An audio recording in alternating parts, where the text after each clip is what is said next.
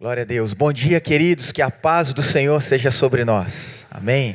A nossa oração aqui na Batista Renovada, nessa fria manhã de domingo. Quem está com frio aí? Levanta a mão. Friozinho gostoso lá fora. Frio é bom para duas coisas, né, gente? Dormir e comer. E depois que você enjoa de dormir e comer, aí você come e dorme. Então, nessa fria manhã de domingo, a nossa oração aqui na Batista Renovada é que Deus derrame sobre a sua vida bênçãos surpreendentes.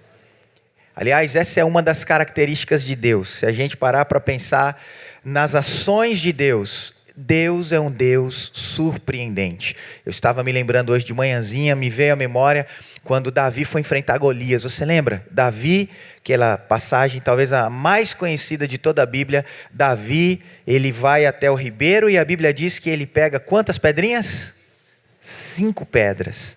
Por aí a gente vê qual era a expectativa de Davi. Fala para mim, se Davi tivesse a certeza que ele ia derrubar o gigante na primeira pedra, por que ele pegaria 5? A expectativa de Davi é que a batalha seria um pouco mais complicada, não seria tão fácil assim. Por isso ele pega 5 pedras. Talvez ele mandaria 1, 2, quem sabe na terceira ou na quarta o gigante iria cair. Por isso ele pegou 5 pedras. Essa era a expectativa dele, de uma batalha mais difícil. Mas na primeira pedra, o gigante tombou. Então, Deus é um Deus surpreendente. Às vezes a gente acha que não vai acontecer, ou que vai demorar muito, e de repente, Deus ele age de uma maneira que surpreende. Aí eu me lembrei de uma outra passagem, quando o povo de Deus estava lá na Babilônia. Vocês lembram? 70 anos cativo na Babilônia. O povo estava triste, desanimado, não queria saber de cantar, não queria saber de orar.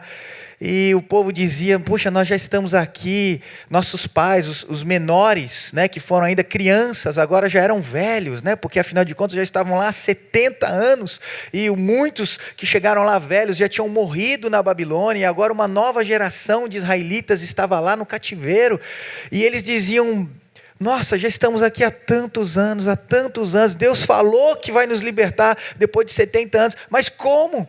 Nós continuamos escravos, nós não temos condições de lutar contra os nossos opressores, diferente do que aconteceu lá no Egito, que Deus levantou um Moisés, nós não temos nenhum libertador aqui na Babilônia para agir por nós, e agora o que vai acontecer? Como Deus vai nos libertar? O povo sabia que Deus iria libertar, mas não sabia como, não havia possibilidade, e de repente a Bíblia diz que Deus, assim, do nada, ninguém estava esperando, Deus usa um rei ímpio, chamado Ciro. O rei Ciro, um rei ímpio, que não temia a Deus, que não amava a Deus, um rei politeísta, que não tinha nada com o Deus de Israel. Deus coloca no coração do rei Ciro, e ele do nada vai lá e assina um decreto, e dá a libertação para o povo de Israel, o povo de Judá. E a Bíblia diz que o povo, então, depois de 70 anos, o povo volta para Jerusalém. Eles ficam tão felizes que no meio do caminho eles compõem uma canção, Salmo 126. Quando o Senhor restaurou a nossa sorte, ficamos como quem sonha. Era como se um dissesse para o outro, me belisca, porque parece que eu estou sonhando, não é verdade? Conseguimos a libertação. Deus usou um rei ímpio para trazer libertação ao seu povo que estava no cativeiro. O que a Bíblia está nos ensinando? Entre os nossos gigantes e os nossos cativeiros, existe um movimento de Deus na nossa história. Um movimento de Deus. Davi não sabia, mas ele estava diante daquele gigante e havia um movimento de Deus. Vai lá, Davi, leva os pães e os queijos para os seus irmãos que estão na guerra. Ele achou que ele era só um mensageiro, ele é só um menino que ia levar pães e queijos, mas havia um movimento de Deus no meio daquelas situações para dar uma grande vitória a Davi. O povo estava lá na Babilônia chorando, como não há possibilidades, Deus vai lá, usa um rei ímpio para assinar um decreto de libertação. Havia um movimento de Deus enquanto o povo estava lá na Babilônia chorando no meio do seu cativeiro. Querido, você precisa acreditar nessa manhã fria de domingo, há um movimento de Deus na sua história. há um movimento de Deus entre os seus gigantes e entre os seus cativeiros.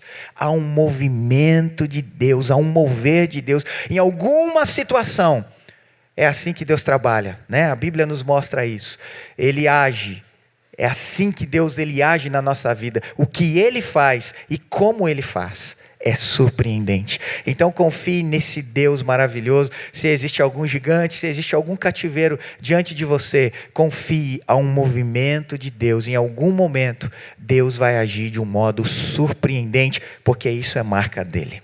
Amém? Nós estamos aqui adorando a esse Deus. Confia nele. Só caminha com Deus. Põe tua vida em ordem. Se arrependa dos seus pecados. Não adianta também estar no cativeiro e continuar no pecado. Não adianta estar diante do gigante e continuar no pecado. Põe tua vida em ordem. Anda com Deus. Porque é um movimento dele no meio da nossa história.